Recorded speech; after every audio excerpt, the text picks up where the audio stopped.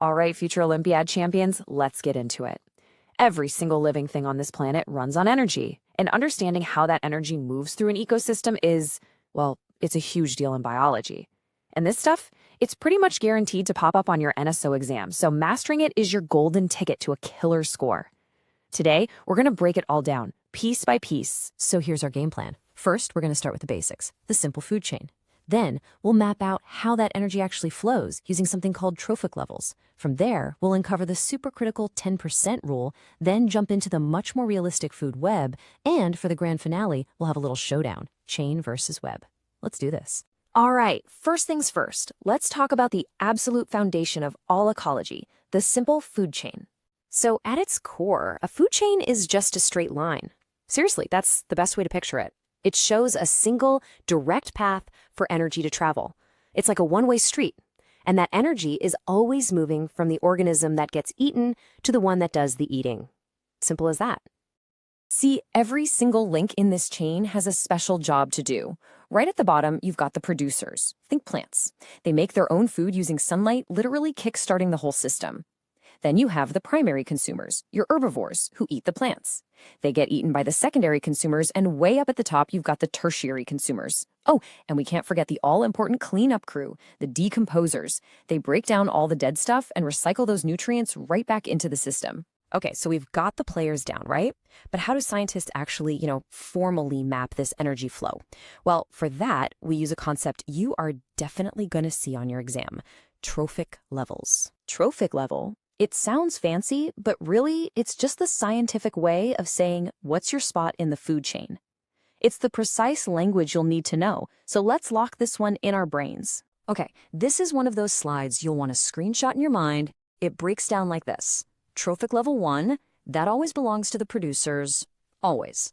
Level 2 is for the primary consumers, the ones eating the plants. Level 3 is home to the secondary consumers, and level 4 is for those big shot tertiary consumers at the very top. Simple, clear, and absolutely essential. Now, let's get to what is honestly one of the most important rules in all of ecology.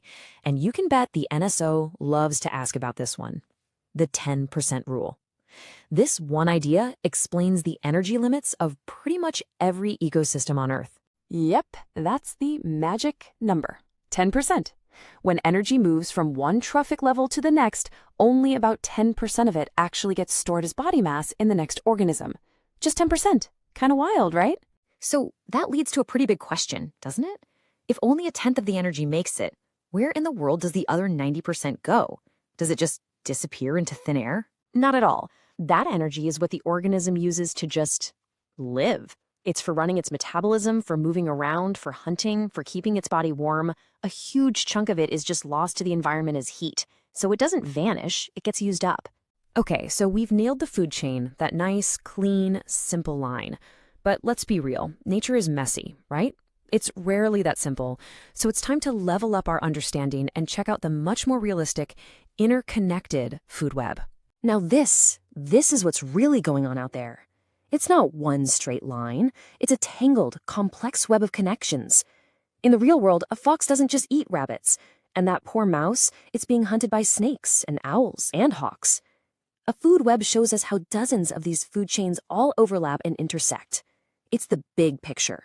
So the best way to think about a food web is that it's just a bunch of food chains all tangled up together. It shows the reality that most animals eat a bunch of different things and aren't just relying on one single food source. And all that complexity, all that messiness, that's actually its superpower. It's what makes a food web so resilient. Think about it. Because predators have lots of different things they can eat, the whole system is way more stable.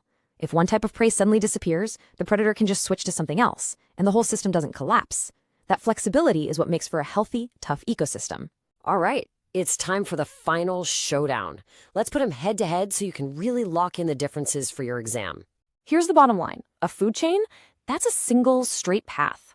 It's a useful model, sure, but it's pretty fragile. You break one link and the whole thing could come crashing down. But a food web? Oh, that's a whole different story. It's this complex, tangled network, and that makes it way more stable and a much more realistic picture of how energy really moves through nature. Okay, if you remember nothing else from all this, remember these 3 golden rules. These are your big NSO takeaways. Number 1, energy only flows one way. It's a one-way street, it doesn't circle back. Number 2, producers. They are the base of absolutely everything. And number 3, that 10% rule, it's the law. It governs everything. So, once you've got these concepts down, you are in fantastic shape to crush any question the NSO throws at you. To get your brain working, think about this for a second. What's a classic example of a tertiary consumer you might find in a forest food chain? Ponder that one and keep up the amazing work. Scan the QR code to download our app, practice maths, science, English, and more. Like the video and subscribe our channel for more fun videos.